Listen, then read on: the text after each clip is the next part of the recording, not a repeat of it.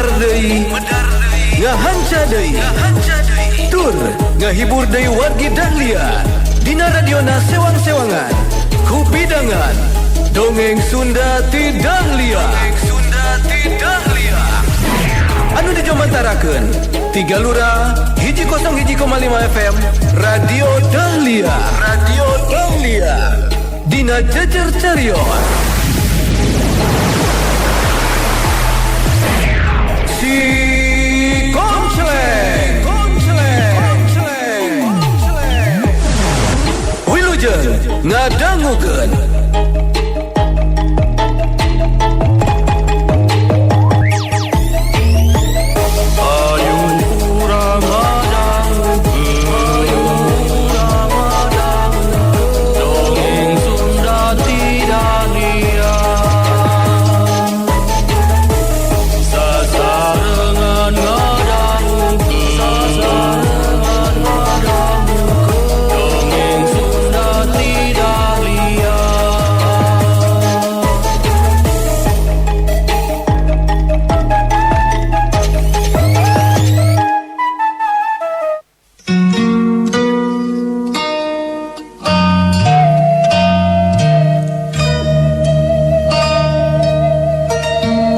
Wargi Dahlia, Mang Odek anu ditulungan ku si Konceleng, harita nyarioskeun kaayaan orokna.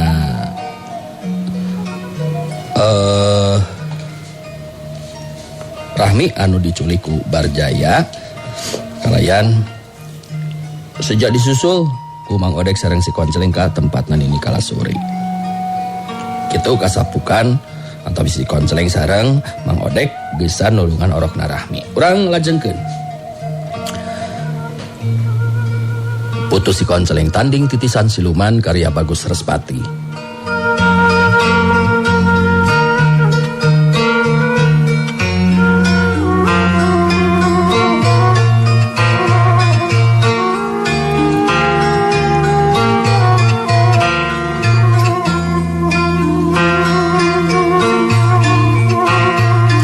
Wargi Dahlia orang tinggalkeun heula si Konceleng jeung Mang Odek anu lumampah reka tempatna nini kala suri. Caturkeun harita di Paguron Jayalaga. Nyai Wulung jeung si Dugul Waru katut 5 urang anak buahna tepi ka tempatna Barjaya. Lantaran memang Barjaya keur eueuh, harita anu ngabagiakeun teh ukur Ki Bajuri jeung sababaraha urang murid Barjaya. Kawilang hanjelu oge. Hate Nyai Wulung sanggeusna nyaho yen Barjaya teh teu kasampak. Jadi ayeuna Barjaya teh keur indit. Coba jelaskeun ka aing ka mana inditna, Ya terus terang, aing handeueul ya sabenerna mah. Sabab datang ti alas waringin ka dieu teh memang ngahaja deuleu. Tapi ayeuna anu didatangan ka laka eueuh. Coba jelaskeun ayeuna ka aing, ka mana inditna si Barjaya teh. Mane Bajuri pastinya homeureunana. Oh, jadi kieu ya Jai. Bubuh Barjaya teh memang aya kepentingan pribadi. Cenah mereka tempatna dini kala sore. Yang adaan kedatangan Yai dina waktu ayeuna memang di luar dugaan. Sebab daya ibar atau bejati anggarna gitu. Aing memang datang ngadadak.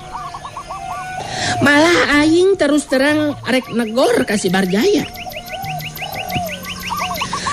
Sakudu ne lamun ngarasa jadi balad urang alas waringin, manehna kudu aya upaya. Kudu aya usaha pikeun nyingkirkeun panghalang-panghalang anu salila ieu jadi gangguan. Ieu mah lain kalahkeun mikirkeun terus we kapentingan pribadi wungkul dada. Si Barjaya nu ku abanungan ku aing bet eueuh pisan bantuanana ieu teh Bajuri.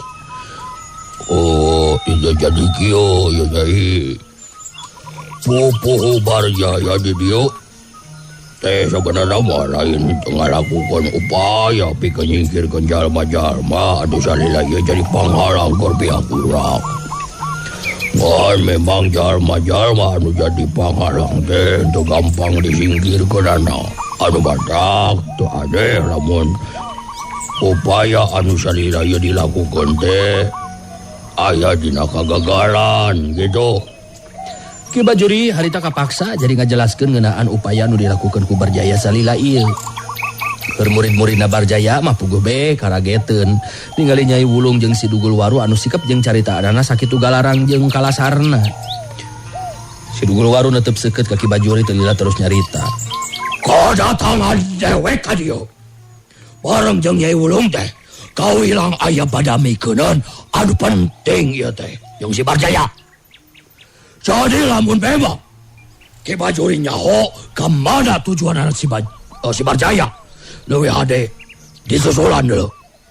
Kajen masalah anu sakumaha pentingna kedatangan Nyai Wulung ka dieu leuwih penting gitu. Jadi engke sabot disusulan dewek jeung Nyai Wulung rek ngadaguan di dieu. Kumaha lamun kitu Nyai? Satuju kira-kira dah. Aing satuju Waru. Memang mending kene kitu. Sabab aing embung tambuh laku. Puguh geus jauh ya teu lumaku teh. Jeung memang sakuduna lamun si Barjaya ngerasa jadi balad aing, manehna kudu aya belana teu deuleu. Kudu aya bantuanana. Ulangan saukur semet ngaku wungkul jadi balad tapi eueuh ojah pisan cik teh. Jadi ayeuna mah maneh Bajuri leuwih hade geura susulan si Barjaya ka itu. Sina gancang nepungan aing. Lamun teu daek nepungan aing di podaran ku aing. Kumaha? Ngerti maksud aing Bajuri? Oh, nya ari katangtuan di Nyai siga kitu mah taya bayak nah. Ayeuna kene nyarek disusulan we atuh ka tempatan ini Kalasuri. Oh, ari ngeunaan kepentinganna mah puguh teu apa sasana kepentingan pribadi atuh mah Nyai. Mangsa bodoh deuleu. Aing teh hayang nyaho kana urusan pribadina si Barjaya. Anu penting aing ngahaja datang ka dieu sabab memang aya badamikeun jeung si Barjaya. Anu mata geus ayeuna mah montong loba seta Bajuri. Leuwih hade buru-buru susulan ta si kehem teh. Bejakeun aya indungna si garang larang gitu. Ulah ngadaguan aing bea kasabaran ya. Ayo. Geura mantong ka itu Bajuri. Si Dugul Waru netep seukeut ka Ki Bajuri terus mere parentah sangkan Ki Bajuri guru-guru indit pikeun nyusulan Barjaya. Lah jadi ayeuna mah gas teu kudu loba di ngomong Bajuri. Leuwih hade gancang susulan ta si Barjaya teh. Sabab lamun Nyai Wulung nepikeun ka kudu ngamuk asor di dieu. Dewek oge teu tanggung jawab deuleu. Jadi si Barjaya sanajan sakumaha pentingna eta masalah pribadi kaayaan di dieu leuwih penting gitu. Kangaranan geus ngeunang parentah ti Nyai Wulung jeung si Dugul Waru anu saperti kitu, Ki Bajuri geus teu bisa ngabantah deui. Kalawan menta dibaturan ku salah saurang murid Barjaya, harita Ki Bajuri terus indit maksud arek nyusulan Barjaya anu geus pasti keur aya di tempatna nini Kalasuri. Murid-murid Barjaya anu sajana eueuhan waranieun deukeut jeung ngobrol ka Nyai Wulung jeung si Dugul Waru. Kabehanana pada sarieun ku Nyai Wulung jeung si Dugul Waru. Dan sanggeus narada lila ngadaguan Nyai Wulung bet jadi ngarasa kesel sigana teh sabab Barjaya masih kene tacan aya datang. Nyai Wulung jadi boga pikiran anyar hayang datang ke Pasir Dempet manggihan Ki Bango Sangar. Kitu nanti lantaran Janaka bet jadi terus ngamplang eueuh balik deui ka alas waringin. Nyai Wulung neuteuk seukeut ka si Dugul Waru teu lila terus nyarita. Aing jadi aya pamikiran anyar ieu teh Waru. Aingnya daripada ayeuna ukur ngalalentuk ngadaguan si Barjaya di dieu. Terus terang aing jadi kesel. Jadi kumaha lamun urang nyelang heula indit ka Pasir Dempet nepungan si Bango. Sabab aing teu ngarti ku si Janaka bet eueuh wae balik ka mangkluk teh. Nah geus tepi atawa acan ka tempatna si Bango. Kitu ari pikiran aing mah Waru. Bener oge tanya pikiran teh. Nurutkeun katerangan ti si Bajuri, bah jelas kawilang jauh oge yo. Tempat anu keur dijog-jog ku si Barjaya teh. Ya, ari Nyai boga maksud kitu mah, eueuh salah dah. Lamun urang ayeuna nyelang ini heula nepungan si Bango. memang bener radane oge ya ku si Janaka teh. Nah, geus datang atau acan kan itu ya geus nepi atau acan ieu tah. Anu mata ku urang kudu diyakinkeun waru. Si Bango Koplok teh tah kurang pisan. Mangkluk teh perhatianana jeung bantuanana. Padahal ani lagi sarua geus nganyatakeun diri tunduk taluk ka pihak urang. Jadi ayeuna mah kumaneh omongkeun ka muridna si Barjaya. Urang ayeuna rek nyelang ini heula ka Pasir Dempet gitu. Ngan di mana si Barjaya ya datang ka dieu geus montong naon teh mamantogan deui gitu. Nong ka mamana deui. Sabab urang bakal datang deui ka dieu. Oh, gitu are Yai. Memang orang kudu rada heuras aja wah. Urang asa ukur riweuh sorangan. Kangaran anu ngaku jadi balad urang mah kudu bisa ngabuktikeun kawilajeng kasatianana. Karena haun ngaku balad unggul bari perhatian jeung kabelana malah. Si Dugul Waru ngarojong karena pamaksudan Nyai Wulung anu hayang init ke Pasir Dempet. Pang-pang mah hayang ngayakinkeun ngeunaan kaayaan Janaka nah geus datang atau acan ke tempatna Ki Bango Sangar. Bari sakalian hayang ngabadamikeun ngeunaan masalah anu sajena. Sanggeusna amanat ka muridna Barjaya sakumaha anu diparentahkeun ku Nyai Wulung. Harita rombongan alas waringin terus arindit ninggalkeun Paguron Jayalaga. Tujuan anu pasti nyata ka Pasir Dempet pikeun nepungan Ki Bango Sangar pamimpin gorombolan Bango Liar.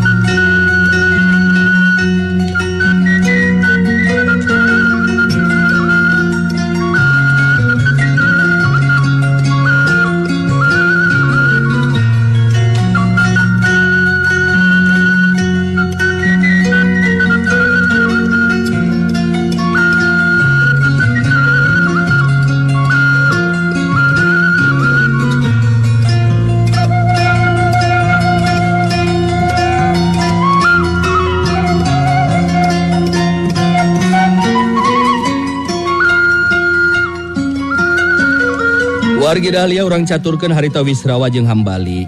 Waktu tepi ka tempatna padumukan Aki Rangga Wulung keur Wisrawa mah jadi leungiteun ku si Konceleng sabab anu aya jeung ngabagiakeun teh ukur anu jadi guru na nyata Ki Rangga Wulung sorangan. Sanggeusna silih bagiakeun sakumaha mistina terus dariuk ngariung Wisrawa muka babaran lisan.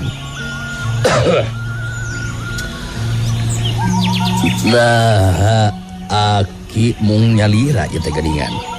Da nuju ka mana ari Aki Konceleng? Muhun anu ngabagiakeun teh mung Aki nyalira geuningan. Ta ieu Hambali ayeuna ngiring heula sareng urang Ki. Sabab atar bisa musababna mah nyangkin dijelaskeun ku abdi lah. Kitu Ki. Wagah yang Hambali, dah syukur balik ke lagi dah. Ayeuna yang Wisrawa jeung Hambali aya dina kaayaan selamat. Ngomong bari aya dina kalanjaran mangisana ngarawianakeun pamaksudan. Ada, mulaan Ki Konceleng mah memang kudu ini dah. Kuabi ada, geus diharang-harang, untuk wakai ini ada can sehat benar. Wah tapi ngaki gede, abis apa deh, aku mati bahura kayaknya aku. Si Konceleng dia, atau menggus gitu dengan kudu gitu, wah ini ngomong nama karasa, cina. Yang bisa lempang kajang Wisrawa jeung Hambali, cina. Bisa aya naon-naon, sasatna datang ke kandang macan, cina. Bisa kumaha nam. Itu dari alasanana si Konceleng tejang. Ari Ki Konceleng meni maksakeun maneh atuh. Buah-buah Ki Koncleng nyusulan abdi deui ka alas waringin ka ditu Ki. Padahal mah Ki Koncleng teh kedah mang salempang. Sabab sanajan abdi lumampah sorangan ka alas waringin, tapi dina ngalakukeun satiap tindakan tangtu dibarengan jeung tinimbangan anu asa. Moal gagabah kitu bae da puguh abdi oge ngarti. Sasatna datang ka kadang macan. Ya gitu ya, aduh ya. Ke kaki oge, kaki bagus apa kaki Koncleng dibageurakeun oge. Salempang Ki Koncleng teh lain teu percaya kana kamampuan Jang Wisrawa. Tapi bisi Jang Wisrawa karugerak teu nemu lawan anu berat. Lantaran Ki Koncleng anu geus sasak pangalamanana di dunia kajawaraan. Geus apalut. Upama Jang Wisrawa karugerak matang tu oge beuki berat jeung beuki lila ubaranana. Kitu tah anu jadi kasalempang Ki Koncleng deh. Hambali ngabagikeun paneutupna ka Aki Ranggawulung jeung Wisrawa. Kelila terus nyarita. Kasalempangan Ki Koncleng tiasa kamaklum. Malih abdi oge memang teu nyangki bakal tiasa lolos ti alas waringin. Mung memang ku kaleresana teh si Garang Larang teh keur olah tapa. Dalah lamun si Garang Larang teu nuju tapa mapa mohalan ayeuna abdi sareng Kang Wisrawa tiasa mulang Ki.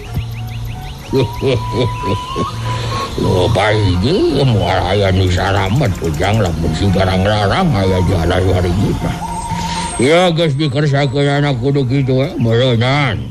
Kubat kabeneran di si Garang Larang keur tapa. Jadi bisa saramet. Kan ieu ya. Ya terus ka mana atuh ari Ki Koncleng ya? Ya nurutkeun hitungan kula jeung ningali kamampuan Ki Koncleng mah sakuduna teh geus tepi. Ya teh kita tadi kan ka alas waringin tapi terus ka mana deui? Kali Jang Wisrawa jeung Hambali adu disalempangkeun ku Ki Koncleng geus datang ka dieu. Kali Ki Koncleng bet kalahkan terus. Ngalalap kitu. Aduh eta sugaan Jang Wisrawa apal ka mana kira-kira Ki Koncleng. Itu kumaha ari Aki. Ya abdi bade terang ti mana atuh Ki. Ngan upami Ki Koncleng gaduh tujuan nyusulan abdi mah ya pastina oge ka alas waringin. Sabab dina waktu abdi miang ti dieu apanantos jelas tujuan teh nyata nulungan Hambali anu aya di alas waringin. Tah janten kieu ye Ki pangalaman abdi teh. Malah abdi pendak sareng Mang Odek anu ngiri ngabantu ngabebaskeun ieu Hambali. Anu saat teu acana naon nyuhunkeun bongbolongan teh yang Widi Sakti. Jadi kieu ya pangalaman anu disorang teh Ki. Barabat Wisrawa saterusna nyaritakeun ngeunaan pangalaman anu karandapan ku dirina ti mimiti panggih jeung Sutina anu keur peunggas harepan lantaran tindak lakuna Barjaya. Anu saterusna panggih jeung Mang Odek malah patelak tarung sagala rupa jeung Mang Odek teh. Nya geus kitu mah terus menta wewengan ka Eyang Widi Sakti mangsa rek abebaskeun Hambali. Malah di tempat Eyang Widi Sakti aya Injani anu keur ngilu cicing lantaran demi keamanan dirina anu teu boleh diudag-udag ku Barjaya. Ngan aya nu matak hanjelu keur Wisrawa sabab teu bisa tepung jeung incuna si Koncleng nyata santana. Anu digadang-gadang bakal mampu nandingan kasakten si Garang Larang. Sabab harita santana incuna si Koncleng teu beunang diganggu ku sasaha sabab keur numpi diri di jero guha kabeh ditetek taya nu kaliwat. Aki Ranggawulung jeung Hambali ngabandungan kalawan Daria kana guaran caritaan Wisrawa. Saenggeusna ngarasa cukup mereka terangan, Wisrawa mungkas guaranana ngabagikeun paneutupna ka Aki Ranggawulung jeung Hambali terus nyarita. Tah janten kitu Aki pangalaman anu karanapan ku abdi teh. Janten hanjelu aya ieu teh Ki. Sabab abdi teu tiasa tepang sareng santana incuna Ki Koncleng anu digadang-gadang bakal mampu ngunggulan kasaktena si Garang Larang. Sabab keur numpi diri di jero guha. Jadi teu beunang diganggu. Tah ieu Hambali oge kedah tenang ayeuna mah sabab ieu Injani ayeuna mah aya di padumukanana Eyang Widi Sakti anu tangtu we leuwih aman ka ayaanana. Kembali paromanana Hegar Marahmai ngadengin keterangan yang anu jadi adina nyata Injani dina kaayaan salamet tur aya di padumukan Eyang Widi Sakti. Janten Injani teh ayeuna aya di tempatna Eyang Widi Sakti. Sareng kaayaanana oge salamet deui. Duh, mending ngemplong ya hate abdi Kang ada nguna oge. Kirangga Wulung mairan caritaan. Jadi nggak Injani saya di tempatnya yang bisa. Syukur. Lagi ngilu bunga jangan balik. Nah, ulah ngarasahan dulu segala rupa jang Wisrawa lancaran Cepangi jang Santana incuna ki konsleng. Bulu nancan uga nabe jang Wisrawa tepung jang Santana incuna ki konsleng. Wan kula pribadi mah ngilu reueus ya. Lantaran Santana incuna ki konsleng dari peuseuh ku Eyang Widi Sakti. Sepuh anu luhung ilmu baris jadi ahli warisna. Ya mudah-mudahan beatku bener. Ya Nyai Santana injo lagi konsleng mampu nandingan kasakten si Garang Larang. Gitu. Dan ya sok sanajan bener eta harapan teh aya dina implengan urang sarereaki. Tapi nilikana kaayaan si Garang Larang anu ayeuna keur tapa pendem bumi jelas. Ari keur abdi mah ancaman deui bae eta teh ki. Sabab di mana si Garang Larang geus beres tapana mangka tos bisa dipastikeun ajen kasaktena bakal leuwih ngaronjat deui. Kitu tah kaselempang abdi mah ki. Menang sajongjongan mah anu keur ngalobrol teh jerempe. Caritaan Wisrawa memang teu nyalahan. Si Garang Larang anu keur olah tapa bakal jadi ancaman anu leuwih berat. Sabab di mana anggeus tapana bisa dipastikeun ajen kasaktena si Garang Larang bakal leuwih ngaronyat deui. Hambali ngabagikeun paneutupna ka Aki Rangga Wulung jeung Wisrawa. Narik napas panjang sababaraha kali teu lila terus nyarita.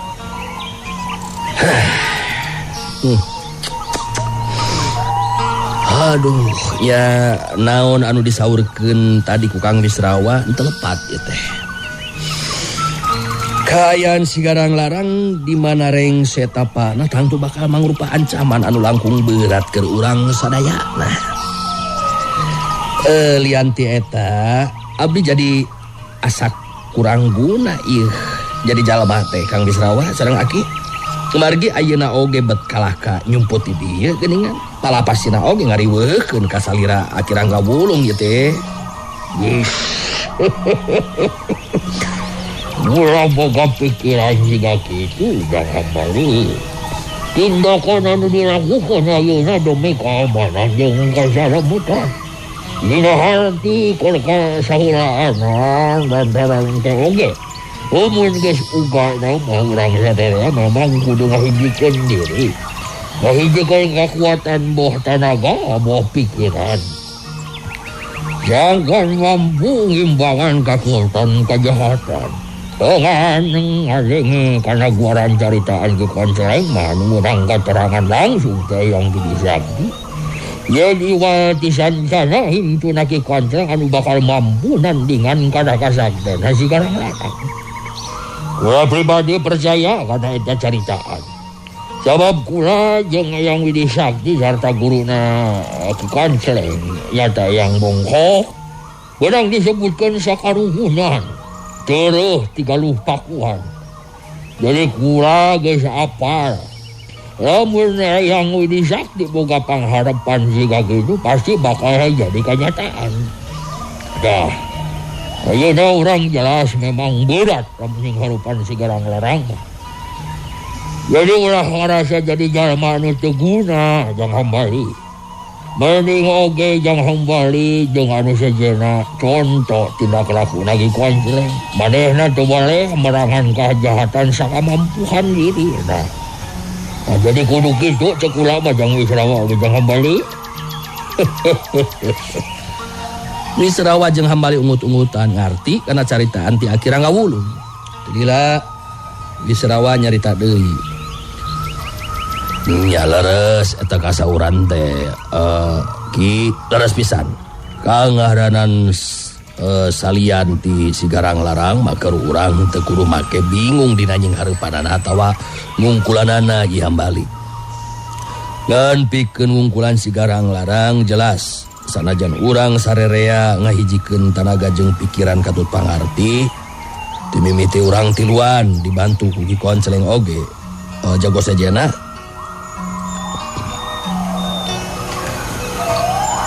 Ukur nying hareupan saurang sigarang larang jelas moal mampu pikeun ngungkulanana. Jadi leres ka sauran ti Ki Rangga Wulung mending oge ayeuna urang ngabantu merangan kajahatan sakamampuhan urang. Urusan ngungkulan sigarang larang mah urang serahkeun we ka santana incuna Ki Konceleng sakaligus ahli waris Eyang Widi Sakti. Sanes kitu Ki?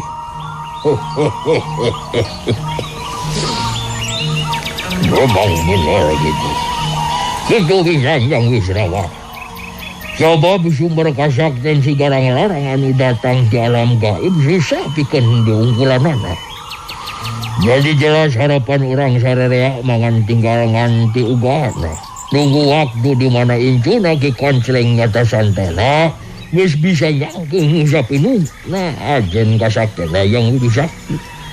Lantaran menurutkan keterwidasat kula mah geus digariskeun di ditu najeng dikersakeun aku nu maha kawasa. Ya anu bisa ngungkulan kasaktena sigarang larang iwal ti santana incuna Ki Konceleng. Ya kaligus ahli waris Eyang Widi Sakti. Sedangkan urang ayeuna mending oge ngabantu merangan kajahatan nuju jeung kamampuan urang sewang-sewangan kitu ari jakula mah.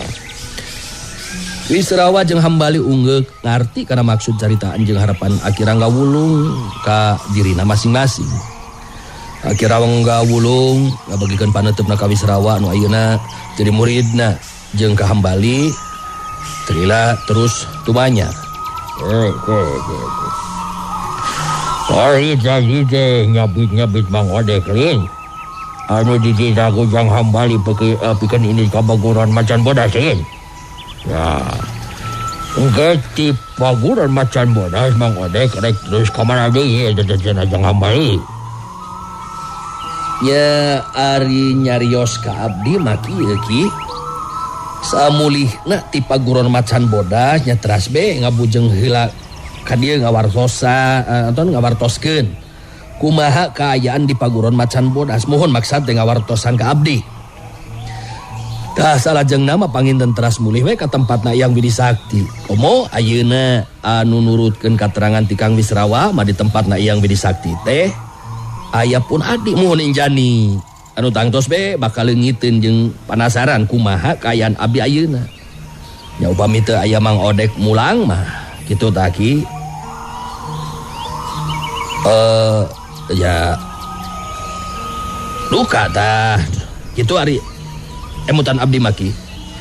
Ki Rangga Wulung ungut-ungutan telila terus nyarita deui. Mon eta kura mah anu jadi pikiran teh. Rahmi anu boga olok awewe anu dicicing di pagodan macan bodas. Bari jang hambali eueuh kitu. Nya kira-kira na aya nu bisa dipercaya di ditu. Nya murid jang hambali, nya maksud kula de kitu supaya berhajikeun ka aya Rahmi. Lainana, anak ieu mah wang na nyarita si Gagi aja lantaran bisi yang pihak jala sore ini ngajorag ka paguron macan bodas neneangan jang hambali. Abdi tos masihan amanat ka Mang Odek anu ditujukeun ka Marlan salah sawios murid abdi anu dipercayaki. Yan Rahmi sareng putrana kedah disumputkeun upami aya jalma anu ngaran Barjaya sareng mun aya jalma ti pihak alas waringin sareng supados diparatoskeun kaayaan Rahmi sareng putrana sakumaha mistina kitu tah ari amanat abdi ka Mang Odek teh Ki. Ulah dari kitu mah hambali. Ulah mah berkarunya we ku nasib Rahmi. Nepikeun ka kudu nyiruruk kinuh kaprihatinan. Sedangkan Barjaya nu boga kalakuanana bet kalah kang ngeunah-ngeunah we. Bae eueuh pisan tanggung jawabna da lalaki teh. Jalma seperti Barjaya jelas entong lila-lila teuing diantepkeun jeung Wisrawa. Namun lila-lila diantepkeun alamat kalaka nambahan kanjohna kajahatan anu keur mahabu ayeuna gitu. Wisrawa unggek satuju kana carita anak Kirangga Wulung yen Barjaya memang geus henteu bisa diantepkeun halayan kudu gara-gara ditindak. Leres eta kasauran teh. Tapi terus terang teu gampang kitu bae nindak Barjaya teh. Lantaran Barjaya memang pinter jeung licik kitu teh. Rumasa kamampuan dirina teu kuat nya akhirna ngagabungkeun diri jadi balada si Garang Larang. Sabab ku cara kitu di mana urang ngalakukeun tindakan mangga geus bisa dipastikeun si Garang Larang datang ngabantu. Yeun masalah atau urusan jeung Barjaya sarua we jeung gara-gara jeung si Garang Larang. Aduh matak abdi teu bisa sambarangan kitu bae ngalakukeun tindakan. Nya ayeuna mah urang kudu sabar we lakinya ngadaguan waktu anu manjing geusan ngalakukeun tindakan ka Barjaya ge. Kitu di antarana obrolan anu lumangsung antara Wisrawa jeung Aki Rangga Wulung Katut Hambali.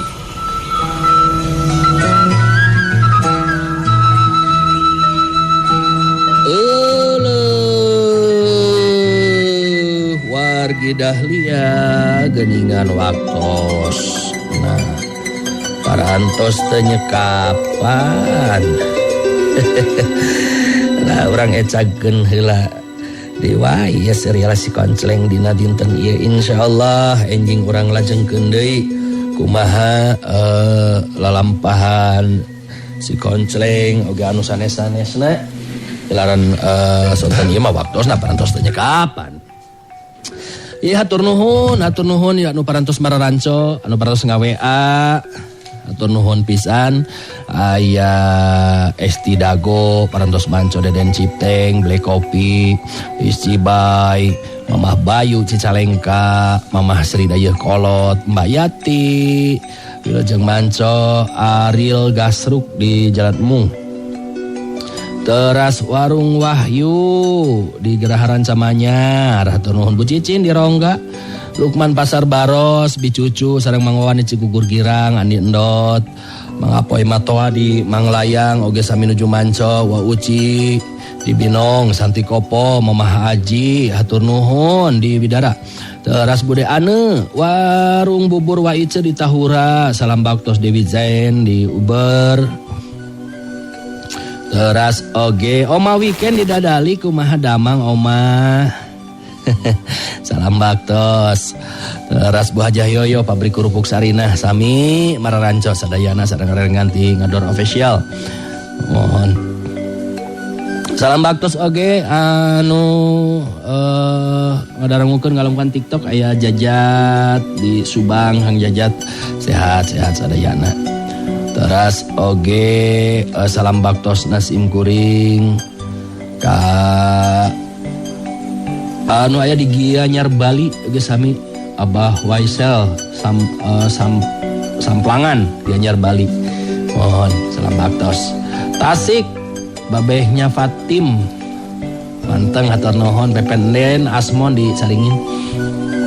Kang Dani Manoko Lembang Cicadas Wapulung Bunda Dina oge dina Facebook. Bude Ane sami di Facebook, Mama Lilis di TikTok, Bang Jased Sukaregang Garut hadir hatur nuhun Teh Ane, hatur nuhun di Cikalong Hilir sami hatur nuhun. Tos Bang Jajat, Mama Lilis, Jelekong Kang Tedi hadir. Salam baktos Mama Apep tuh. Manco Wilujeng sonten. Aya oge Teh Cucu Cibuntu. Teras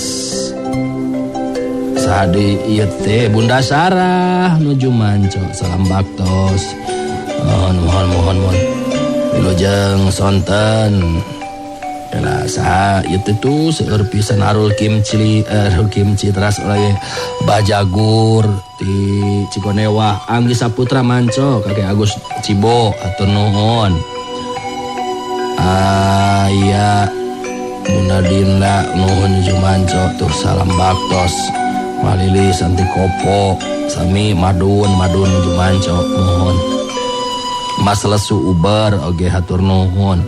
Manco selalu hatur nuhun pisan. Teras oge